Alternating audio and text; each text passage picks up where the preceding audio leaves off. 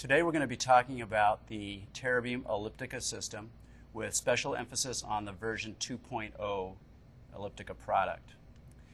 We're going to start out with a basic overview, talk about the features and benefits of the unit, the specification, how it works, the speeds and feeds, then get into the components themselves, how to install the gear, and finally get into how to monitor it.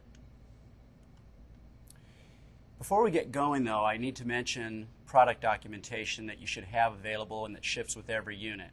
In each box, you're going to get a field installation and service manual. This is the hardware manual primarily. You will also get a software manual called the Tti User's Guide, Terabeam Transceiver Installer. These manuals really contain all the complete instructions that you need, all the complete specifications. And they also contain cautions and warnings that you need to read that protect either you or the equipment or the facility. So the user's guide and the field installation service manual really are the final say. Elliptica features. This is a fiberless optic device. We sometimes call it a wireless fiber device. It stands in lieu of a piece of fiber, and you can think of it very much as a piece of fiber in many ways. It's very easy to install. It sounds like a nice bullet point, but what does that amount to? It really means for you, the end user, that you're going to have fewer hours on site installing it. You're going to have fewer installers, and that's going to end up saving money and increasing ROI at the end. You can install this gear indoors or outdoors, indoors behind a window, outdoors in a variety of locations, on poles, on the parapet or the edge of the rooftop, on towers, etc. Protocols: fast Ethernet, 125 full speed, without the overhead 100 megabits per second, fast Ethernet, and OC3 or STM1, 155 megabits per second. Has a very high performance tracking system accomplished through a fast steering mirror. This keeps the two units aligned automatically and keeps it in any kind of base motion, any kind of building motion. The two units stay aligned. It has an automatic transmit power control. This is a nice improvement with the version 2.0 product in that regardless of the weather, the two units will adjust their power up or down based on need. So when the fog rolls in, the power automatically will be increased. When the fog goes away or some other weather blockage, the power gets turned down accordingly. We say that this is a 1550 nanometer device. In actuality, we use two wavelengths of light, 1540 nanometers and 1600 nanometers. And so what this means is that the two units are gendered. We have a C-band unit talking to an L-band unit. And this is the way they work, and a C-band must always talk to an L-band unit. An indoor unit can talk to an outdoor, but a C has to talk to an L. It's completely eye-safe, CDRH Class 1, IEC Class 1, and this means there are no warnings on the unit, there are no warning labels needed on the unit, and the unit's completely eye-safe even when using optical aids such as binoculars or telescopes or that sort of thing. They're UL rated, CE rated of course, and the range is from anywhere from 20 meters all the way out to 4 kilometers or 4,000 meters. Tracking and data and management. As I said previously, a C-band unit must talk to an L-band unit, and that's what this slide shows. Starting from the far left side, we have some sort of network device, a switch say, feeding data into the back of our unit. It may come in as an optical signal, it may come in as an electrical signal. It just depends on the unit you buy and the protocol that you purchased. That energy, that data stream, is converted into infrared light. In the case of the slide, it's converted by the C-band unit, which diverges the beam, spreads it out, sends it to the far side where it's picked up by the indoor unit that you see in the slide. That unit's the L-band unit.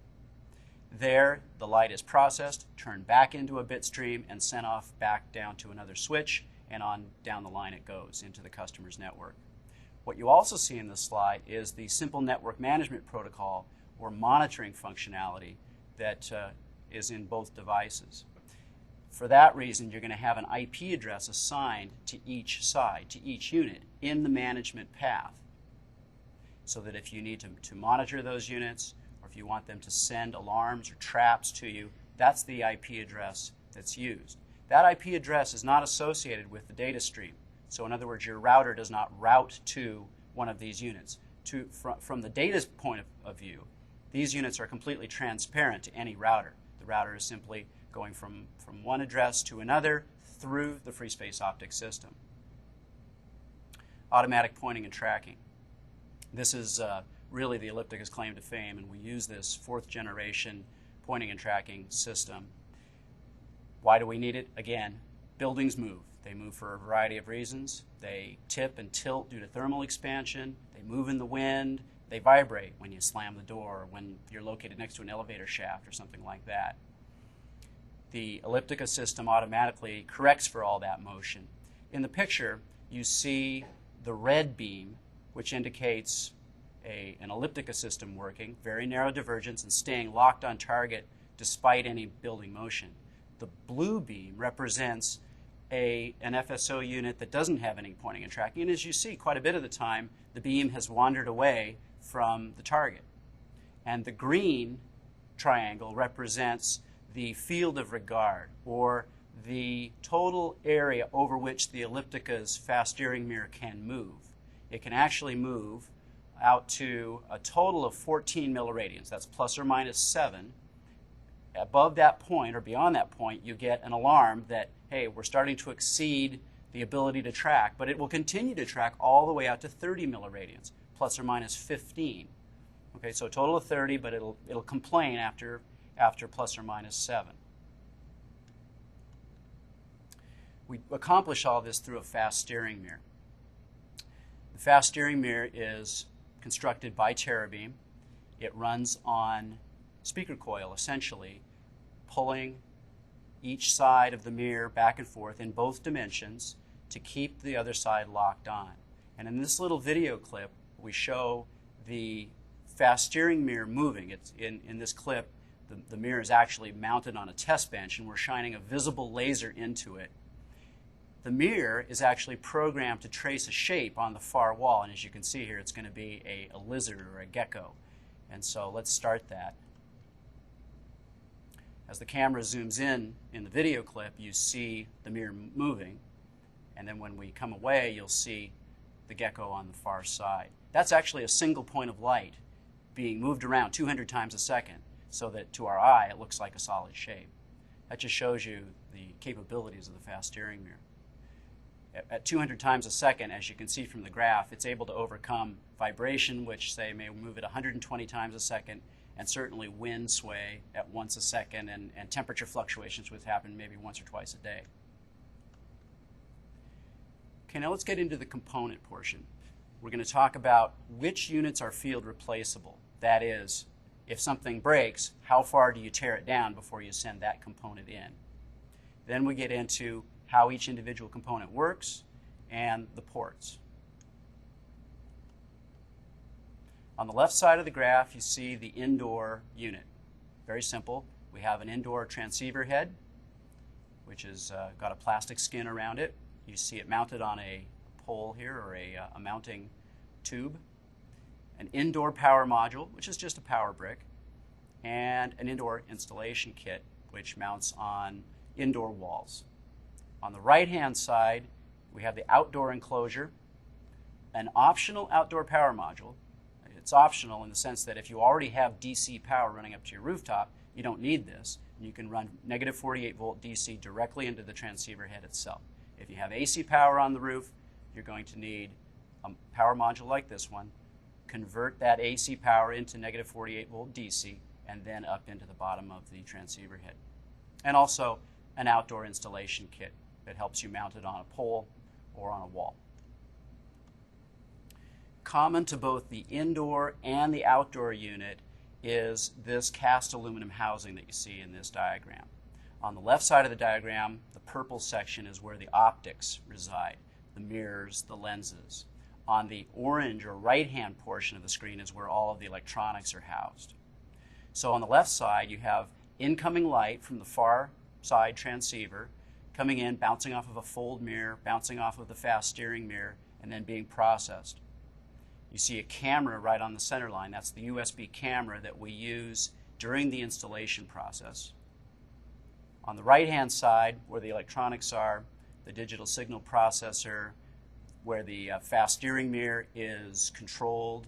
We have some ventilation air coming in from the top and bottom and being forced out the front of the unit where you see ventilation air out. And in the back are all the ports, the data and management and power. This is kind of a busy slide, but it illustrates what's happening both on the send and in the receive side. And the reason I show this is that you'll be able to see many of these signals and for instance, the laser power and the receive power, you'll see those in the interface itself. So I think it bears a little bit of explanation. On the left-hand side, we're transmitting. We're getting a binary signal in through the network. We're going to convert that signal from an optical signal into electrical and then back to optical. Okay, if it comes in as an electrical signal to start with, say through a copper cable, we're just going to convert it straight over to optical and send it out. So we bring it in, make the conversion, and then it goes to a laser driver board where it does its final conversion to 1550 nanometer light, or either 1540 or 1600. If you look at the screen capture towards the bottom of the slide, you see that the transmit power at this particular moment was 15 point something milliwatts of energy. That's how much power the laser is putting out. Then the signal is sent through a lens. You see it there diverging or spreading out in space and being received on the far side. That lens collects the light, has it bounce off a fold mirror, bounces off the fast steering mirror, and when you look down into the screen capture, you see exactly where the fast steering mirror is right now at, say, 0.12 milliradians in the X dimension and some very small number in the Y dimension. The light then bounces off that, goes through a beam splitter where part of the light goes off to a tracking detector. That tracking detector is giving information back to the fast steering mirror, telling it where to go. But most of the light is proceeding right on through that beam splitter and hitting the receiver. In the screen capture, you can see how much light is being picked up on that receiver at any given instant. So for instance, we have the receiver power, average power, around 9 microwatts. And then finally, that light is being turned back into a binary signal and sent on through the network. By the way, this diagram shows each side, send and receive, as discrete sides, but realize that each unit is a transceiver. That is, it's always transmitting and it's always receiving both, even though the diagram sort of breaks it down. So we take that cast aluminum housing that we showed earlier, and you see it here in this photo, and we just clad it in a plastic skin. Put some plastic covers on the top and bottom. There's an access cover on the back, which is the only cover that you should be removing. Anything else voids the warranty. You also see here the camera aperture for the USB camera in the front, the 4-inch transmit-receive aperture, the ventilation area down on the bottom, and there's an equal one up on the top. You also see at the place where the cabling comes in, it's hidden in that sheathing, but it's coming in through an access hole on the left front side as you face the target. It weighs about 14 pounds. On the back of the indoor unit, the ports look like this.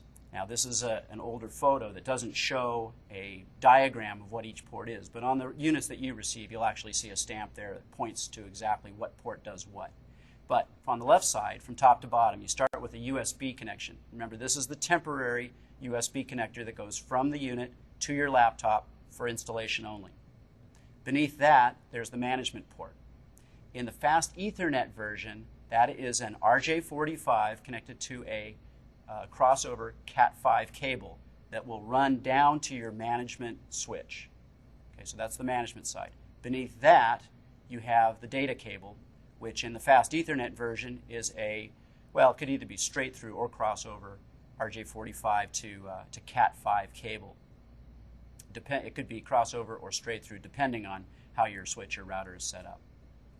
If this were the Sonnet version, then that management port would be a multi-mode fiber with an SC Sam Charlie connector, and beneath that, the data port would be a single mode fiber with a Sam Charlie connector. So send and receive fibers for both management and receive for the Sonnet gear, and Cat5 for the fast Ethernet version. Over on the right side, sort of at the top there, you see where the power comes in from your indoor power module. Beneath that, in the picture, it's a yellow cable. That's the temporary laptop connection, just so that we can do our initial installation while we're on site. So you'll connect one side there, the other side into your laptop. That's a straight through RJ45 cable, and again, it uses an RJ45 interface. And then finally, there's a small lead there for the LED that's on the back cover. This is a blue LED. It just shows you that the unit's working. When the LED is blue and solid blue, it says everything's working fine. If it's flashing on and off blue, it suggests that there's a problem. And if it's off, you probably don't have any power to the unit. The indoor power module is very similar to any other indoor power module you have, say one that goes to your laptop. It connects to a standard wall socket, 110 power, up to 230 volts AC. And it's got a 5-meter lead, so about 15 feet, a little more, coming out of it to your optical head. One suggestion would be to place this on a separate circuit or connect it to an uninterruptible power supply, or UPS. The indoor model comes with an indoor mounting kit that allows you to place this on a wall. There are a wide number of ways in which you could install this. For instance, on the left-hand diagram, it shows being installed on a wall that is parallel with the window that it's shooting out of. On the right-hand side diagram, it shows a wall which is perpendicular to the window or cantilevered outward. But in addition to these, you could also mount the unit below the window if there was space there. You could mount it above the window if there's space there, maybe even from the ceiling. And the indoor mounting kit allows you to do a wide variety of things. It's just got many hole patterns over it that you can turn one way or the other, backwards, sideways, up and down. It doesn't matter whether the unit ultimately hangs upside down, right side up, or even at a 90 or 270 degree orientation. We'll be able to correct for all of that later on. So you just need to do whatever you need to do to get the light out the window and to make it look nice as well. The outdoor transceiver is clad in a metal case. It's got heaters inside. It's got additional cooling fans so that it can withstand temperatures from -45 all the way to +55 degrees C.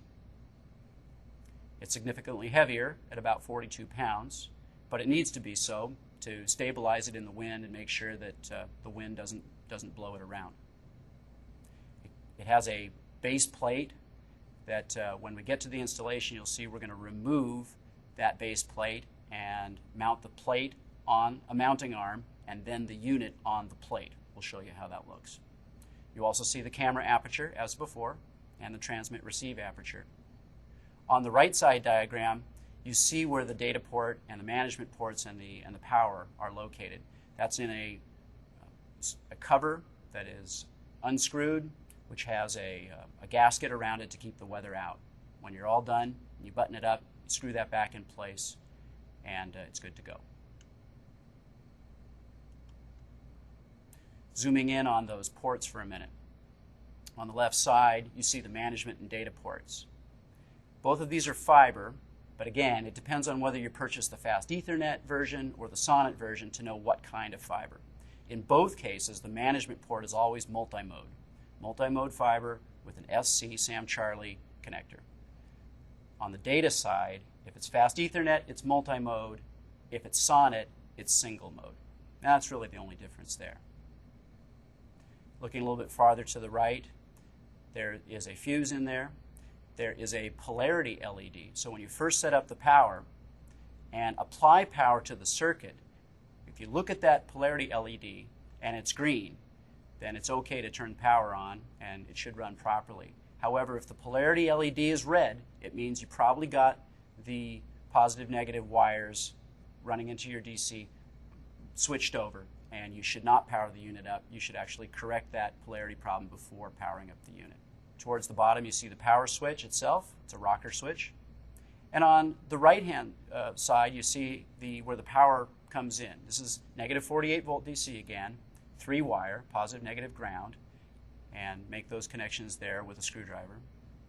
On the far right side, you see the temporary connections that you're going to make to your laptop. On the top, you'll see the RJ45 connector that connects to a straight-through Cat5.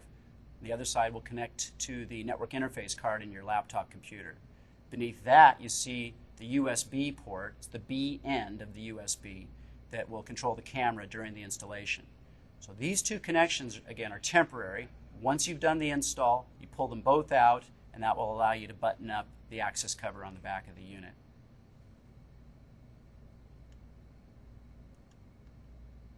This is a picture of the outdoor unit actually being mounted. Just one example here. So we have the transceiver up on top, connected to the mounting arm, which is connected to a 4 to 4.5 inch outside diameter pole. You see the power and data connections coming out of the unit, and you see the outdoor power module there, which will be, again, converting AC to DC power. What you don't see in the picture is another box, which we recommend, for the fiber interface, so that when you have fiber pulled to the rooftop and pull some extra strands while you're up there, you might want to pull, say, 6 pair or more to that box. Then when you go to do the installation, you just have to connect a jumper to the management port and a jumper to the data port out of that box. When we go to do the wall stuff, what I'm going to do is say we're going to obviously attach the whole indoor mounting kit and attach the transceiver head to the mounting bar. We're going to sheathe the cables, the data and the power cables, in that gray sheathing material, and we're going to place that sheathing up through that access hole that you can see in the picture here. Point and clamp the transceiver, give it rough alignment, feed the cables into the sheathing, feed the sheathing into the hole, connect those cables on the back. There's actually a strain relief clamp that we're going to use to actually secure the cables, or at least the power cable.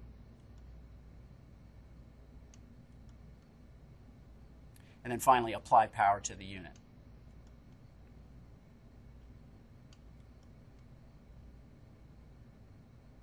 This diagram shows the indoor unit cabling, and it's a busy diagram. It's also replicated in the field install and service manual, so I would refer you back to that.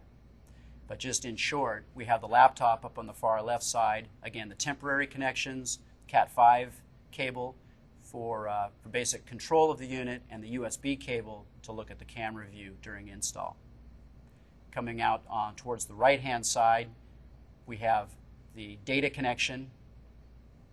Again, either a Cat5 cable or a single mode fiber, depending on whether it's fast Ethernet or SONET, and the management cable, which again, Cat5 for the fast Ethernet and multi-mode fiber for the SONET version.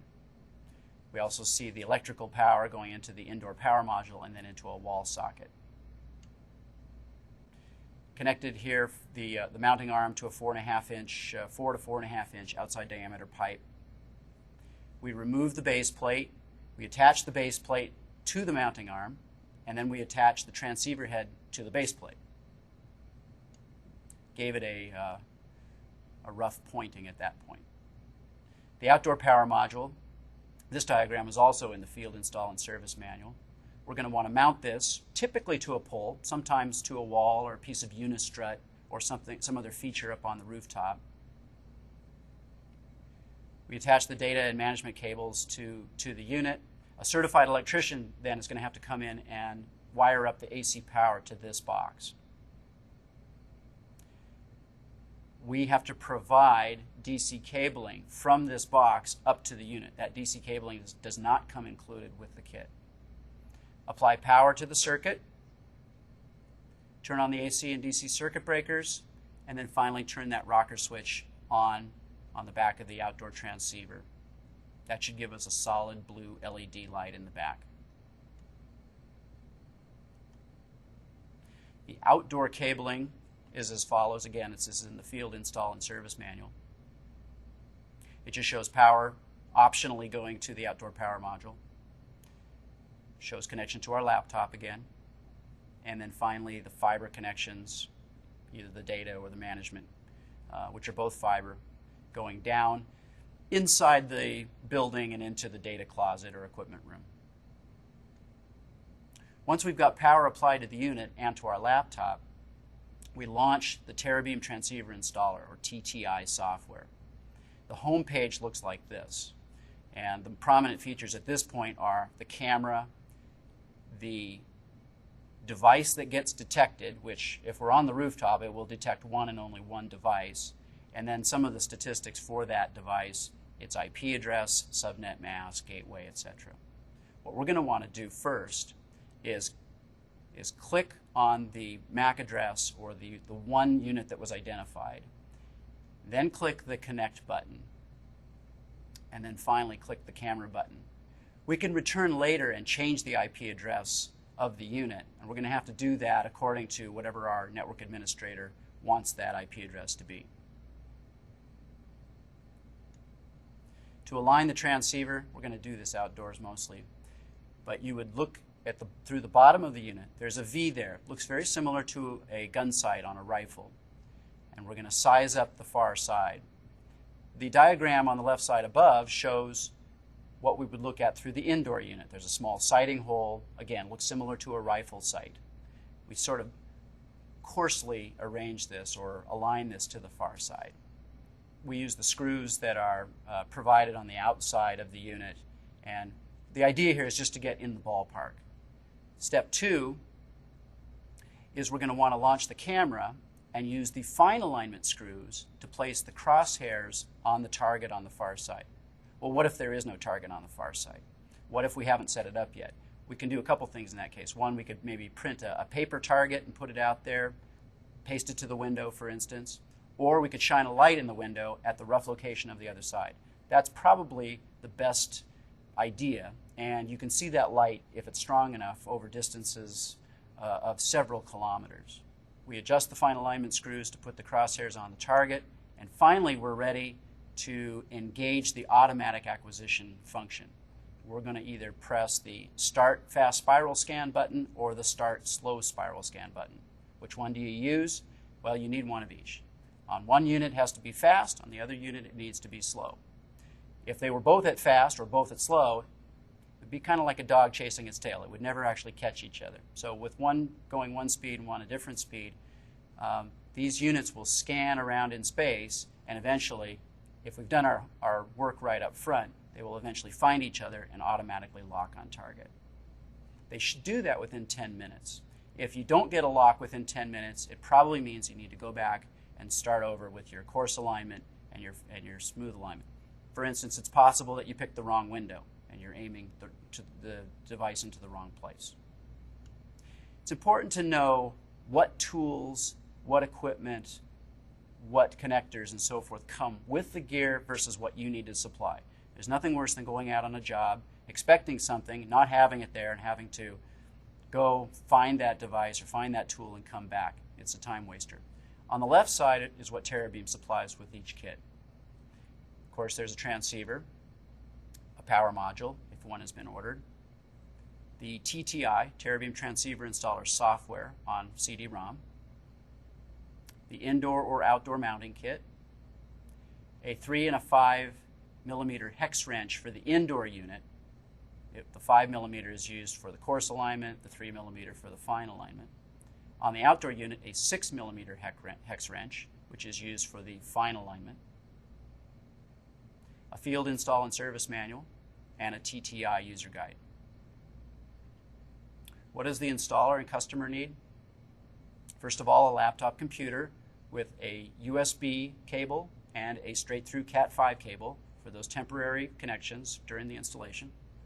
All the various tools, which might include a drill, wrenches, and so forth. Media converters. Why would you need those? Let's say you're running the fast Ethernet unit on the rooftop. You've got fiber coming down off that roof into your data closet, but let's say that your switch doesn't have an optical port. You're going to have to convert that from light over to copper to insert it into the switch. All the necessary Cat5 and fiber, none of that is included in the kit. You're going to have AC and or DC power cable, a certified electrician to wire that AC. Certain riser or roof rights, depending on how you're running cable. If you're running it through a riser, if you're going onto the rooftop and you don't own the building, of course, you'll need to get those permissions in advance, and access, and any kind of outdoor conduit that you're going to need. These next couple diagrams are going to show how we would wire up the gear, either indoor or outdoor, fast Ethernet or SONET, from the heads themselves off to the management network. This first one shows for fast Ethernet, you would run management cabling, either fiber or Cat5, to the management network through the management switch or router. Connect those to your trap servers and or a time server. On the SONET side, really just the nomenclature changes here. We're going to be running that management cabling from the units into a data closet to where it's going to hit the management server. Okay, now we get into the monitoring of the Elliptica system. Specifically, what information do we have available from the system? What can it tell us about its performance? And what are the number of ways to view that information? And then finally, okay, based on that information, how do we troubleshoot if something's not going right? How do we tell what's wrong, and how do we correct it? Information available, probably the most basic piece is that detector receiving any power? I mean, really, the detector is the thing that's giving us the bit stream, and that's really more important than anything else. So what receiver power do we currently have? Is that receiver power on a downward trend? Is it coming on a downward trend slowly, or is it falling suddenly from, say, 50 microwatts down to 0? What's the transmitter doing? How high is the laser turned up? What tracking state are we in? Are we in the operational tracking state, which is TKMIR, we'll see that shortly, or are we in some other state suggesting that the unit might have been bumped or there may have been a blockage of some kind? Network statistics. What are the frame and block statistics telling us? Are there any errored seconds or severely errored seconds being registered right now? And finally, environmental controls, such as what's the temperature of the unit at the moment. The Terabeam Transceiver Installer homepage has these tools on the main toolbar. Left to right, the camera, which again is used for the installation. FSO Performance Monitor, which shows us, and we've seen this before in this presentation, what's the laser power doing, what's the receiver power doing, what's the tracking state, those kinds of things. Network Performance Monitoring, this is where those network statistics are held. Event Viewer, if there are any alarms or traps being generated, we can see those come up if we have this window open. Management configuration. How do we set the trap receiver IP address? How do we set the time? Those kinds of things are under that icon. The event log uploader. If we want to upload to our laptop or desktop machine any of those traps or alarms and view them later, we can do that through that icon. Software download. If Terabeam comes along and does a revision of the software later on, sends you a CD-ROM in the mail or some other way, you're going to have to find a way to get that software from your desktop or laptop machine up to the transceiver head itself, and that's through that icon. And finally, information and an exit icon. Starting with the FSO Performance Monitor. We've seen this before during the install. On the far left side, we have the transceiver position. Essentially, we're seeing the position of the fast steering mirror at any given point. That's represented by that white dot. The white circle in the middle represents 2 milliradians. So if the white dot is within that circle, That's a good place to start. When we leave our installation, we're going to want to have that white dot in that circle, and that sort of centers the mirror. It puts the beam perpendicular to the mirror as much as possible. The analogy I like to draw is it's very similar to the way your head moves around your neck and your eyeballs. So the eyes are like the fast steering mirror. They're able to move all over space. Your head is able to move slower, and that's actually the course correction that we're doing with the optical head. So what we want to do is have the eyes going straight out so that they have maximum, say, peripheral vision to be able to track the target no matter how the building moves under it. On the top we have a readout panel. It'll tell you what unit you're connected to, what its type is, what its IP address is, that sort of thing. FSO statistics that we've seen previously, and we'll zoom in on each one of these here in a minute. Control buttons such as turning tracking on and off, FSO available, network available, status lights, a receiver power bar to graphically show how much power we're receiving at any moment. A freeze unfreeze display, which is just like it sounds. If we really want to just stop the motion, stop the numbers from moving, because they're moving a couple times a second, we can freeze the display, take a good look, then unfreeze it. And on the lower left-hand side of the screen, you see a logging button. So if we're interested in some characteristic, some behavior, and we want to log it, record it to our laptop or desktop machine, and then analyze it somewhere else, we can do that here. We'll hit the logging button. It'll prompt us for the file name and where we want to store that file on our hard drive, log information for as long as we want, then stop logging, and then process that data. Let's zoom in a little bit on each one of these fields. The transceiver position indicator, again, that one on the left-hand side, shows the current position of the transceiver, current position of the tracking mirror, relative to the center or bore side of the gear. And again, when we're done with our final alignment and we're ready to wrap it up and move away from the installation, we're going to use the final alignment screws to move that white dot into the center of the ring and ideally into the center of the crosshairs where you see those two blue lines right in the middle there. Outside of that, when you're monitoring this gear, you can use this display to see, hey, I'm generally lined up. Everything seems to be working fine.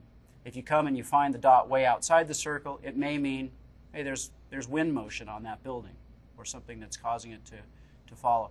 It could also mean, potentially though, that the unit's been bumped a little bit and now we're tracking outside. It might involve repositioning that mirror back towards the center so it's perpendicular to the beam. FSO statistics, and we've seen these prior also. Transmit power. Well, you see the transmit power indicator there, and this one currently says 0.5 milliwatts. Is that good? The range, the acceptable ranges are printed on the left-hand side here. So typically, we're going to see transmit power anywhere from 0.5 milliwatts up to 15 milliwatts. Remember, there's an automatic power control system here, so it's going to adjust that power according to what it needs. This just lets you see what it has. Transceiver temperature, what should that read? Kind of all depends on where your unit's positioned. If you're indoors in a nice air-conditioned room, it may be fairly low. If you're outdoors on a hot rooftop in the desert, it may be fairly high. But in either case, we should see something along the lines of 5 to 10 degrees above ambient air temperature, recorded in degrees Celsius. Received power input is beneath that, and again, in 3 different ways: minimum, maximum, and average over a 1-second interval. Generally, we're going to see something above 5 microwatts in that window. Tracking angle, we should see that the max would be all the way out to plus or minus 15 milliradians, but typically we're going to see it much less than that. And then the tracking state. In another slide, I've got all of the tracking states that are shown, but most often we're going to see TK-MIR or track mirror. That's the operational state. Here are those tracking states. You may see TK-OFF or tracking off, and you can get that way if you hit the control button that actually turns it off manually. That, by the way, generates an alarm or a trap, and so the person in the Network Operations Center will see, oh, somebody has just turned off that tracking on a particular piece of equipment.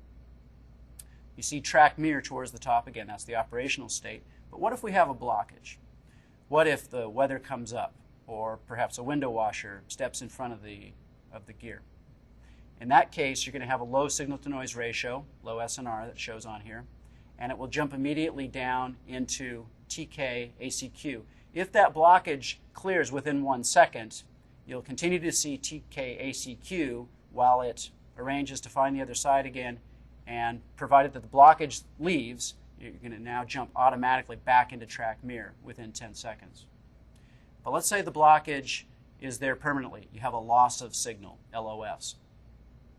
Then it will jump into a wait state. So if the blockage persists for any longer than a second, it jumps immediately into wait. Wait is just what it sounds like. The two units just sit and wait, and the idea is that in most cases, nothing's moved. It's just there's something in the way that will eventually leave, and when it does, the two units will pick up right back up where they were, and they'll start tracking again. It'll stay in that wait state for 180 seconds, or 3 minutes. If at the end of that 3 minutes the blockage is still there, it jumps to a scan A or scan B state, where essentially they both start back into a scanning mode, one side, the other side, looking for each other, assuming that there may have been some building motion here, maybe somebody bumped the unit or something like that. So now they're actively scanning.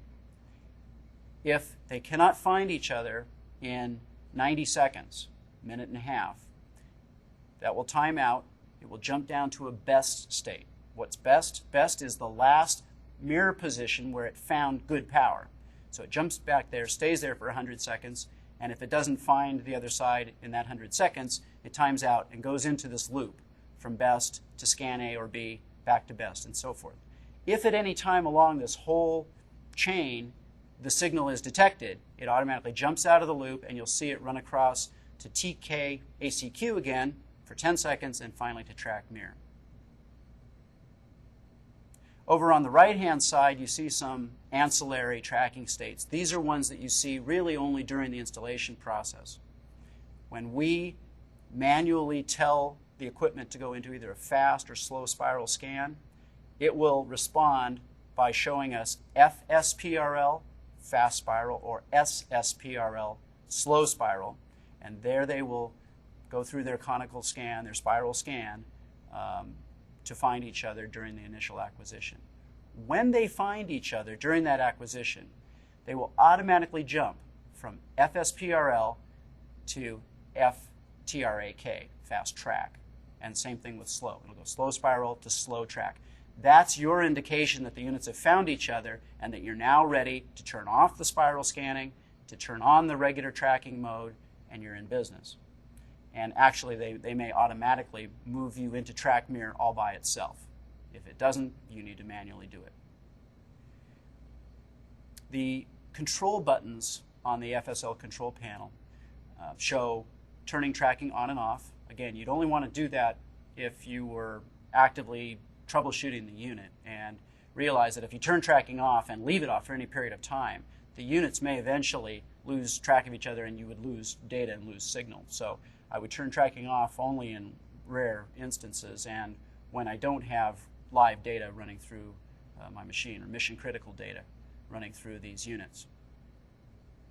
Beneath that is a button called Enable or Disable LOD. LOD stands for loss of data, and this is an algorithm that's built into the units. And the way it works is this. The units, when LOD is enabled, have the ability to monitor their own link health. They say, I've got good received power, I'm getting good data, I'm getting data from the far side. If there's a blockage that comes into place, LOD is a buffer. It says, I'm having a problem, received power is becoming too low to complete the signal, but I'm going to wait 10 seconds and continue to monitor this link. If the link continues to show low power for 10 seconds in a row, in other words, 10 severely errored seconds, then I'm going to shut off the data port to the unit. This will enable the router that's attached to it to say, now that unit is no longer a viable path, and it will fail over to another path if there is one. The reason for that is if there were a fog that was sort of wafting in and out, You don't want your router to see, oh, I've got a data port open, oh, I don't have a data port open. On, off. You get that flapping effect. So LOD takes care of that. If you don't have an alternate path, you may want to just disable LOD and leave it off. Beneath the LOD button, you see fast and slow spiral scan. We've already talked about those with regard to the initial installation. And beneath that, reboot the transceiver. You'd only want to reboot the transceiver if you were having troubles and realize you are going to interrupt the data flow for a short period of time if you reboot. Beneath that, we have FSO available. This is telling me that I've got good light, good received power coming in from the far side. And beneath that, network available, showing me that I have valid data or my data port is open in the back of the unit. If I happen, say, to pull a fiber out, that data network available light is going to go red instead of green. If I block the beam, my FSO available light is going to go red. Over on the right-hand side, you have a received power indicator, and in typical operational times, you're going to have that be between those two tick marks right in the middle. Network Performance Monitor Screen. Depending on the kind of unit that you're buying, you'll have 3 tabs at the top. There's an Ethernet tab, an OC3 tab, and an ISM tab. If you buy the Ethernet version, the OC3 tab will be ghosted out. If you buy the OC3 version, the Ethernet tab will be ghosted out. And both units have the ISM or in-service monitoring tab, and that's the one you see in this picture here. Under FSO and network, the second and third columns over in this diagram, you see the current 15-minute interval and the statistics for that interval, specifically number of errored seconds, number of severely errored seconds, number of unavailable errored seconds, and then ratios of those. That 15-minute interval in the case of this slide is 870 seconds old. At 900 seconds, that's exactly 15 minutes. And those 2 columns roll over to the 4th and 5th columns, which are FSO previous and network previous. So you can see what happened in the last 15-minute interval, and you see what's happening in the current 15-minute interval. The elapsed time actually ticks off every 15 seconds, so you'll see it jump. After 870, the next jump will be 885, etc. Under the Ethernet statistics for the fast Ethernet FSO product, you have the operational status, the administrative status, and the LOD status. Operational status means I've got good link health, that is, I've got light being registered on the receiver. It also means I've got good data coming into the back of the unit. Administrative state in this case is not used, so it will always say up. And LOD status, again, is equivalent to link health. So again, that's light coming in to the transceiver head. And that will either say degraded or good. Beneath that, we have a number of other statistics, number of bits flowing through, the number of errored bits, and so forth. Again, with any of this information, you can click the Start Logging button at any time, record a chunk of information, and it will save that as a text file, which you can then open up in Excel or some other spreadsheet for analysis. The event viewer, when you launch it, will start to register the traps or alarms that may come along at that point. But when you first initiate this window, you'll see a blank screen. And then as those events are added, you'll see them pop up. So this is really a real-time viewer. For a more long-range view, you're really going to want to use your network management system, such as HP's OpenView or some similar kind of software. We can also filter this screen to look at certain severity levels of alarms. So we could look at, say, fatal errors, we could look at warning errors, informational traps, and so forth by using the box down at the bottom of the screen. Under the Management Configuration icon, you can declare a contact name, a location. That helps out, especially when you're doing network management, so you can tell if you've got a number of these units spread out over a city or out over the country, you can tell what unit's reporting in. There are various parameters here where you can set SNMP data for both sets and gets. That is, you're setting or sending information to the receiver, transceiver, or you're getting a bit of information from that transceiver. And then the actual trap IP addresses. So the IP agent or the SNMP agent in the transceiver head gets assigned an IP address, subnet mask, and you can actually set up to 4 trap destination addresses. IP addresses where you're sending alarm and trap information.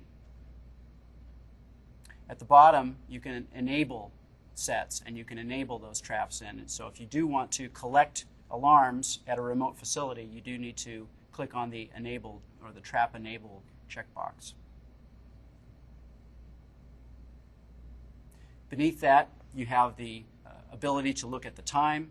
You have the ability to download that configuration that you've just set here, and perhaps you may want to load that same configuration into a number of different FSO devices, other Ellipticas on your system, so that you don't have to rekey that same information over and over again. I showed the event monitoring functionality before. This screen, the event log uploader, is a way to actually store those events to your local computer. There are 65,000 possible alarms, traps that can be stored in the transceiver in total. Of those, you can specify how many you want to upload to your local machine, your local computer. You can also set the severity level and filter those based on, do I want to see fatal errors, do I want to see informational, and so forth. Software download. Let's say you do get a disk in the mail from Terabeam. You load that software on your local machine. You connect to the transceiver, click the software download icon, and you'll get a screen that looks very similar to this. Over on the left side, it says current, and it lists 3 different versions of the boot image, the transceiver image, and the field programmable gate array, or FPGA image.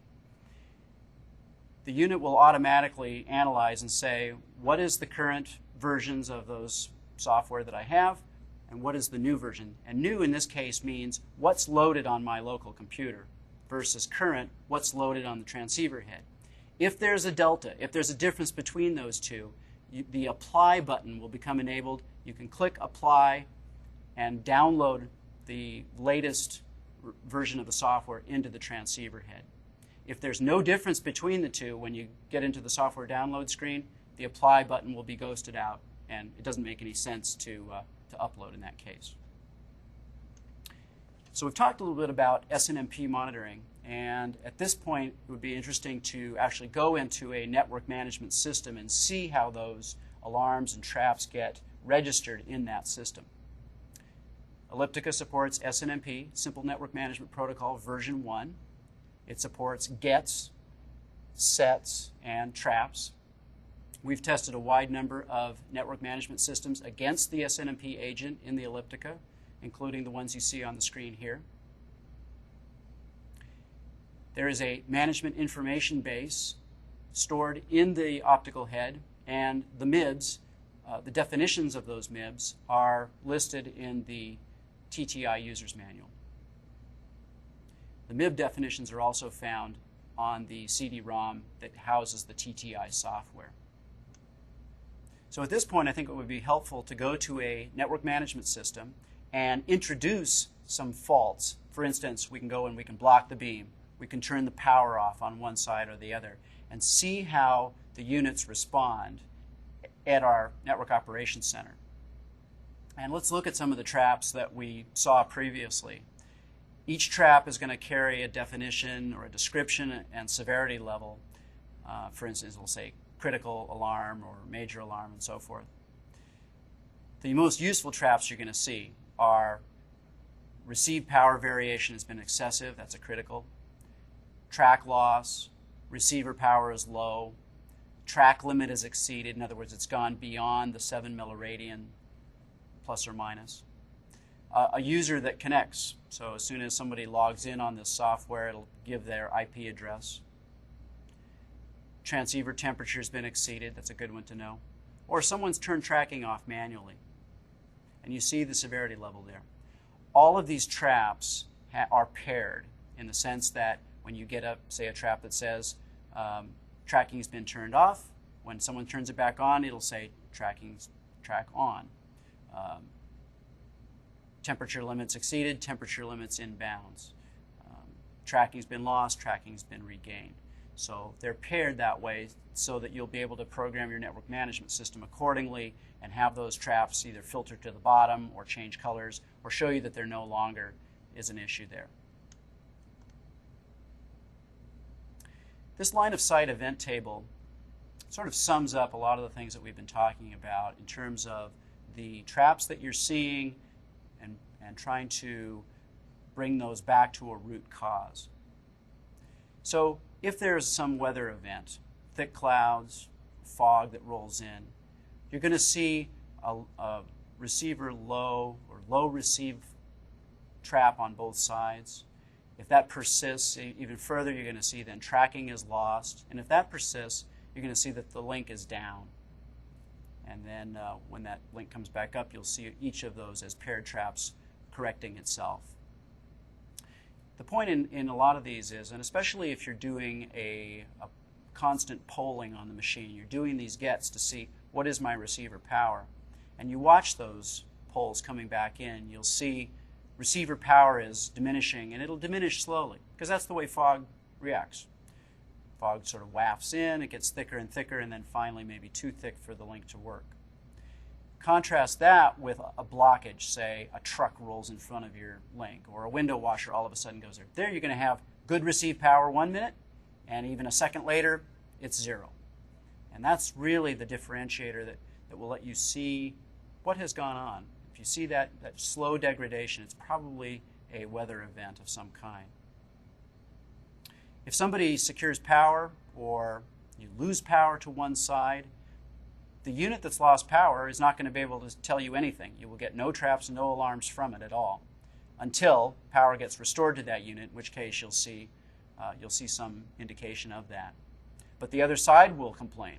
You will see from the side that has power, hey, I'm not getting any more receive power here, even though it would be transmitting fine. The unit that's lost power, of course, isn't going to be sending it any power, so it's going to complain about low power, give a track loss, and a link down indication.